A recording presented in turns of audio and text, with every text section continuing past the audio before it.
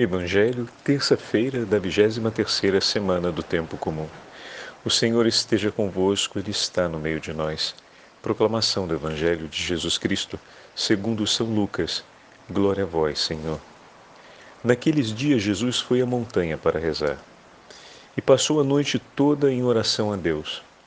Ao amanhecer, chamou seus discípulos e escolheu 12 dentre eles, aos quais deu o nome de apóstolos.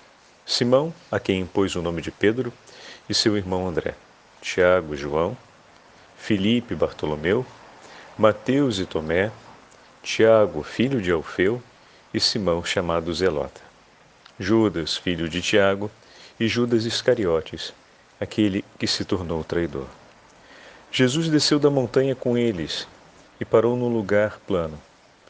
Ali estavam muitos dos seus discípulos e grande multidão de gente de toda a Judéia e de Jerusalém, do litoral de Tiro e de Sidônia. Vieram para ouvir Jesus e serem curados de suas doenças. Aqueles que estavam atormentados por espíritos maus também foram curados. A multidão toda procurava tocar em Jesus, porque uma força saía dele e curava todos. Palavra da salvação. Glória a vós, Senhor. Terça-feira da 23ª semana do Tempo Comum, em nome do Pai, do Filho e do Espírito Santo. Amém. Queridos irmãos e irmãs, a Santa Liturgia nos dá a graça de permanecermos no 6º capítulo do Evangelho de São Lucas. E hoje, Jesus sobe a montanha e desce a montanha. Então temos um itinerário da vida de Jesus acontecendo, onde ele subiu e depois desceu a montanha para dar prosseguimento à sua missão messiânica. Entretanto, essa subida e a descida da montanha narradas no Evangelho de hoje trazem para a gente acontecimentos extraordinários. Que acontecimentos são esses? A primeira coisa, Lucas já coloca no início do 12º versículo. Naqueles dias, Jesus foi à montanha para orar. Então, o Senhor escolhe recolher-se em meio ao seu caminho, em meio a todos os seus afazeres e compromissos. O Senhor escolhe o seu tempo de oração. Mas aquele tempo de oração será um tempo especial. Mas especial por quê, Padre? Se o Senhor sempre reza por nós. Então eu poderia dizer para vocês, é especial porque ele orou pelos discípulos, mas ele sempre reza por nós. Aquele tempo foi um tempo especial porque do coração do Pai o Filho recolheria uma decisão, uma escolha. Todo tempo de oração que antecede uma escolha importante na nossa vida é um tempo muito significativo e de grande relevância. E eis que Jesus sobe a montanha, como subiu várias outras vezes e subirá ainda ao longo da narrativa do Evangelho, mas essa subida tem uma característica significativa. Ele se recolhe com Deus antes de tomar uma importante decisão. Isso para a gente é uma lição, porque na nossa vida, nas coisas mais simples e nas coisas mais complexas, nem sempre colocamos como prioridade ou como uma necessidade que não pode falhar esse nosso tempo de recolhimento e de oração. Entendemos que é preciso discernir as coisas de Deus, mas nem sempre conseguimos escolher assim com tanta evidência como Jesus escolhe no Evangelho de hoje esse tempo de recolhimento antes de uma importante decisão. Uma decisão que, não nos esqueçamos, o coração do Pai e o coração do Filho têm grande sintonia, pois o coração do Filho conhece o que está no coração do Pai. E tudo que está no coração do Pai ecoa no coração do Filho. Então poderíamos dizer que não teria nem necessidade deles se recolherem, se o recolhimento fosse só para entender a decisão que precisa ser tomada, porque não é que você precisa de muito, se você sabe, você faz. Ou pelo menos se você sabe, tem uma clara consciência da importância daquilo, você faz. Então o recolhimento, ele E em oração ele significa o quê? Não é só para o entendimento de uma vontade, mas é para apurar. Lembra daquele tempo de qualidade que o padre falou nesses últimos dias? A importância de ter um tempo de qualidade? Então, ali é o momento em que o coração do pai e do filho se encontram para estreitar o vigor de amor entre eles. Porque o conhecimento sobre a vontade já é claro, mas aumentar o vínculo ou intensificar o vínculo de amor sobre essa vontade é algo que merece ser vivido. Dividir a alegria por essa vontade estar presente no coração do pai e ecoar no coração do filho, isso merece ser vivido. Celebrar o júbilo desse tempo que chega tão desejado, isso merece ser vivido. Não é só uma questão pragmática. Eu me recolho para saber o que tenho que fazer. Eu me recolho com o meu pai para celebrar aquele momento. Obviamente, juntos, porque têm o conhecimento de todas as coisas, também percebem e conhecem todas as fraquezas e fragilidades que esperam pelo socorro e podem, inclusive, dividir essa, me entendam, vou usar a palavra, mas não é a melhor palavra, essa ansiedade de amor, ou seja, esse discutir sobre o zelo de amor, sobre as necessidades do socorro da graça de Deus, que se farão urgentes em favor deles.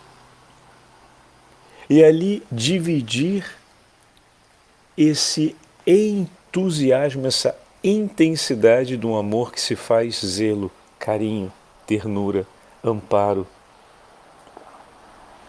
que se traduz em uma preocupação zelosa. Estão percebendo?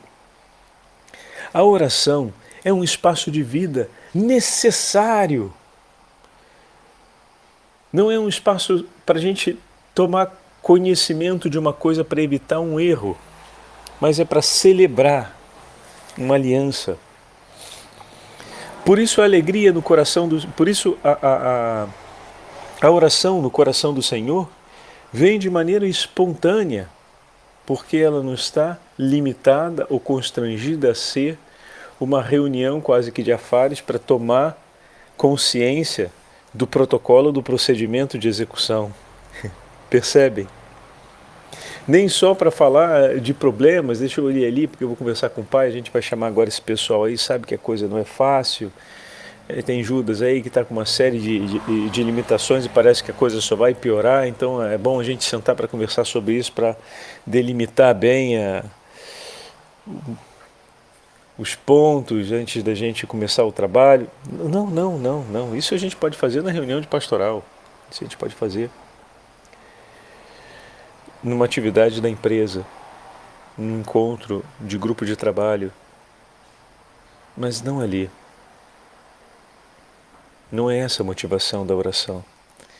A motivação da oração no coração do Senhor é aquela de estar junto, amando e dividindo a experiência de amor com o coração do Pai.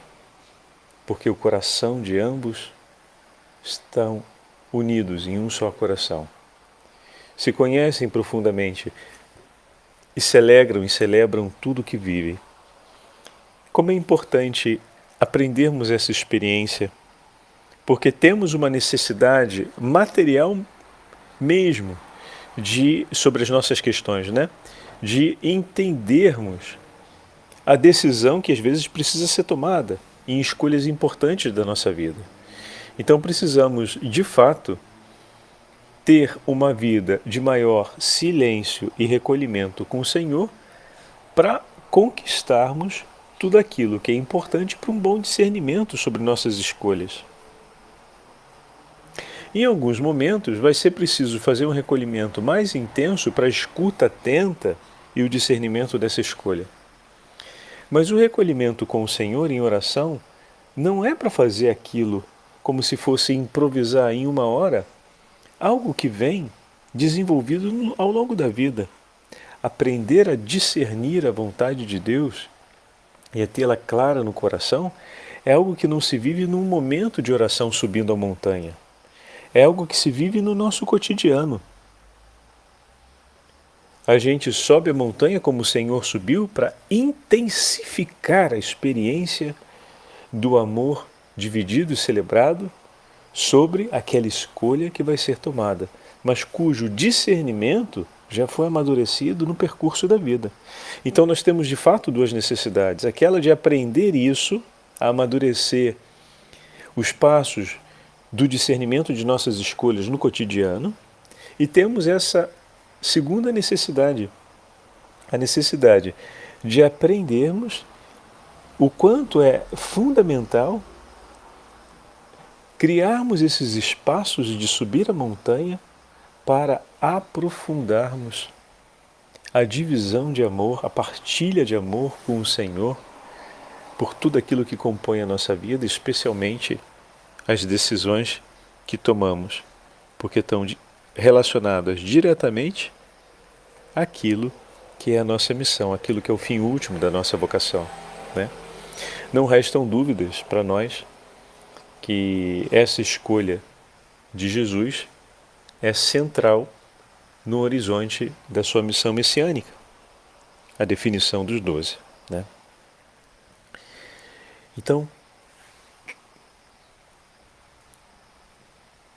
aprender essa realidade de que o recolhimento em oração, ele é um tempo em que o coração celebra a alegria com o Senhor por tudo aquilo que na vida estamos por escolher ou já escolhemos, pelas decisões que tomamos ou que vamos tomar.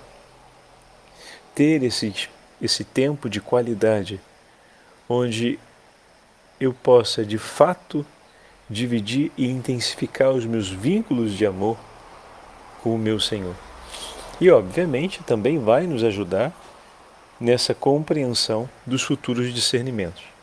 Porém, um discernimento desse nível, ele não vem improvisado em uma hora de oração na montanha ou em uma noite de oração na montanha, mas ele é fruto de um coração que silenciosamente se recolhe na companhia do outro e que, com atenção pela obediência e humildade, escuta a voz desse outro e na caridade a segue. E aí a gente volta àquelas 3 virtudes que nos iluminou durante a 21ª e 22ª semana. As 3 grandes virtudes do coração do discípulo. A humildade, a caridade e a obediência. Então, no exercício cotidiano dessas 3 virtudes, o coração consegue entender tudo aquilo que deve fazer parte, e recolher tudo aquilo que deve fazer parte do discernimento de uma escolha. E uma vez que esse discernimento é feito e que essa escolha é clara, podemos nos recolher e dividir as alegrias disso tudo com o coração do nosso Senhor, intensificar com Ele, né, a partilha dos tesouros dessas verdades que Ele está levando-nos a viver e que é uma alegria, né? É indiscutível que para o coração do Pai é uma grande alegria esse momento na vida do Filho, esse momento para a vida dos apóstolos, para a vida da igreja, na economia da salvação, ou seja, no plano da salvação. É de grande relevância esse momento e com grande alegria e sem tempo, né? É importante considerar isso, quando a gente se encontra com a pessoa que amamos para falar daquilo que é a alegria do nosso coração, parece que o tempo para, né? E foi uma noite inteira em oração que passou. Ou seja, mais uma noite sem dormir no dia seguinte, né? Mais uma noite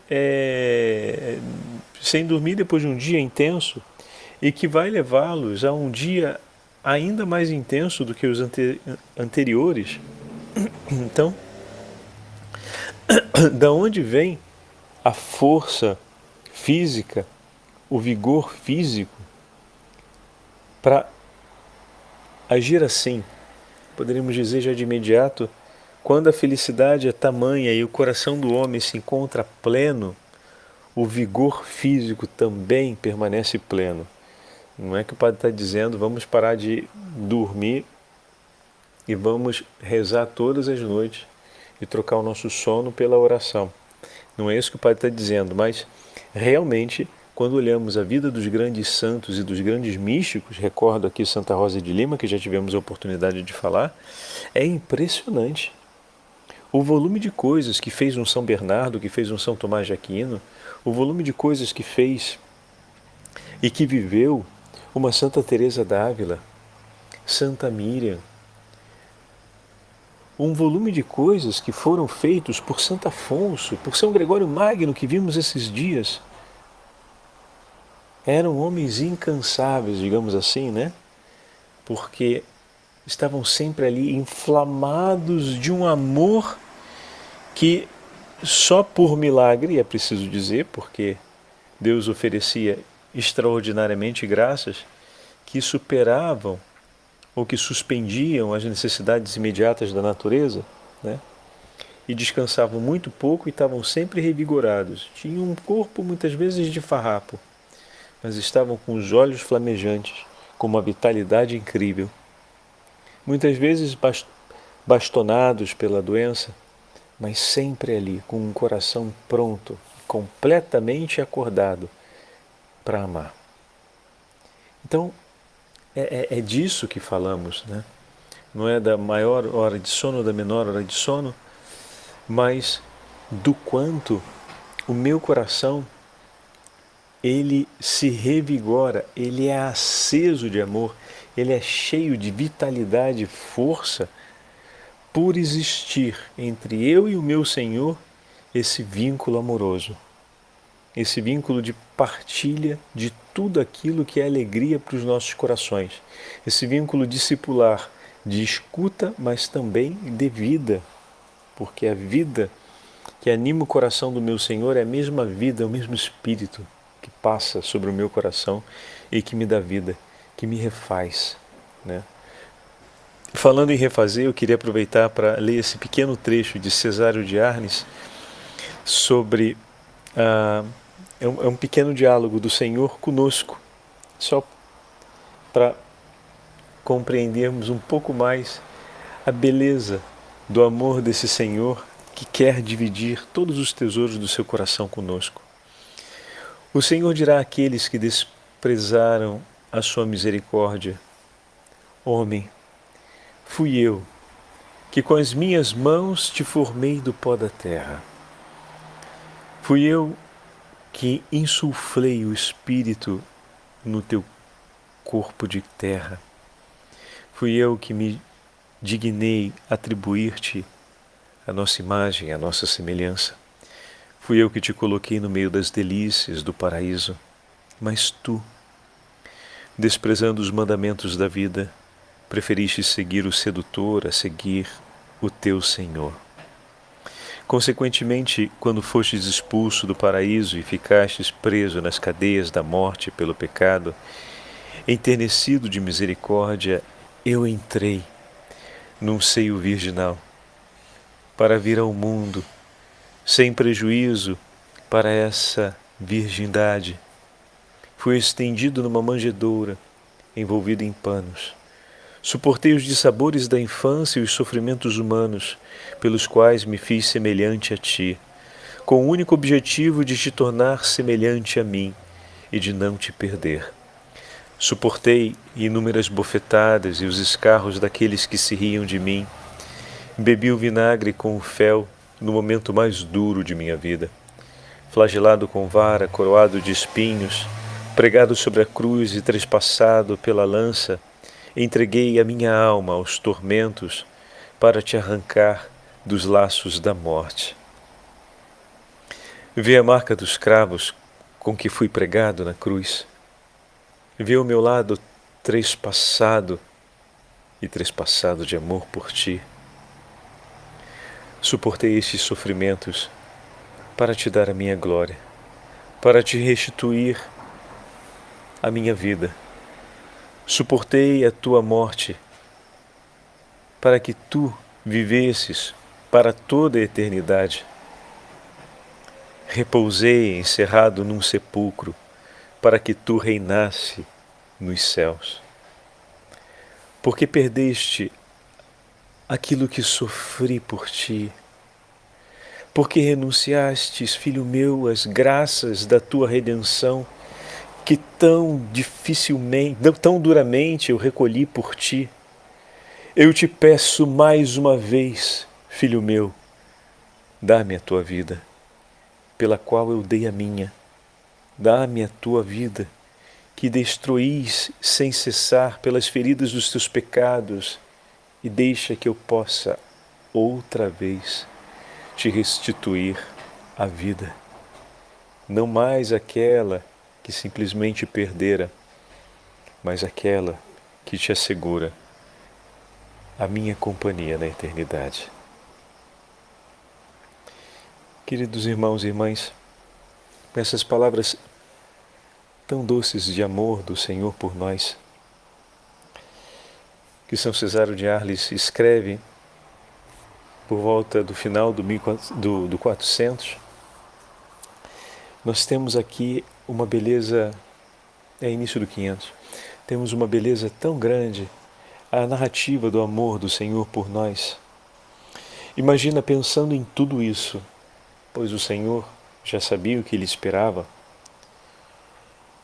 Ele rezou pelos apóstolos, ele se alegrou com o Pai, ele pensou em cada um deles, ele amou novamente cada um deles. E quando então chama um por um para junto de si, o Senhor celebra a escolha que já estava em seu coração e que já era vida por eles e por nós. E ao descer de lá, encontra uma multidão que não tem fim, de pessoas vindas de todas as partes, vai dizer São Lucas, que esperavam por ele. E Jesus, incansavelmente, se dedica a toda essa multidão. Porque, mesmo cansado de uma noite sem dormir, mesmo cansado de andanças e de momentos tão intensos, o seu coração é flamejante, é uma chama ardente de amor. Nós acabamos de ver com São Cesário de Arles a intensidade do amor desse Senhor. A gente está sempre ali no ano 500, vocês lembram que eu falei, né? Que os autores dessa época muitas vezes começam o texto e se torna um estilo muito marcante e depois passam a uma narrativa em primeira pessoa do próprio Jesus, é o próprio Senhor falando no texto. Então, mais uma vez, tivemos essa oportunidade. Para mim, é um estilo belíssimo de redação. E, diante de toda essa declaração de amor, diante de todo esse amor presente no coração do Senhor, que espera o dia desses acontecimentos, aqui no contexto do Evangelho, né, ainda no texto de Cesário de Arles já se fala depois da paixão, morte e ressurreição, mas aqui ela ainda não aconteceu. O Senhor deseja ardentemente esse momento.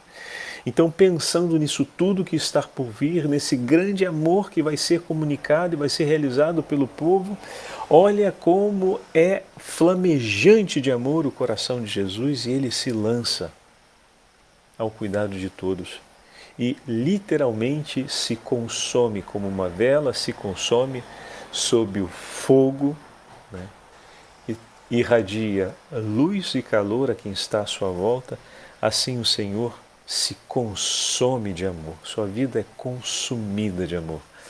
E esse é o primeiro testemunho que os apóstolos vão trazer consigo após a eleição dos 12. E que nós possamos contemplar esse testemunho do Senhor e seguir o seu exemplo, desejando não apenas ser como Ele, mas vivendo uma aliança de amor como Ele vive com o Pai, para que assim a intensidade do nosso amor seja a mesma intensidade do amor do coração do Senhor. O Senhor esteja convosco, Ele está no meio de nós. Pela intercessão de São Cesário de Arles e da Beatíssima Virgem Maria, abençoe-vos o Deus Todo-Poderoso, Pai, Filho e Espírito Santo. Amém.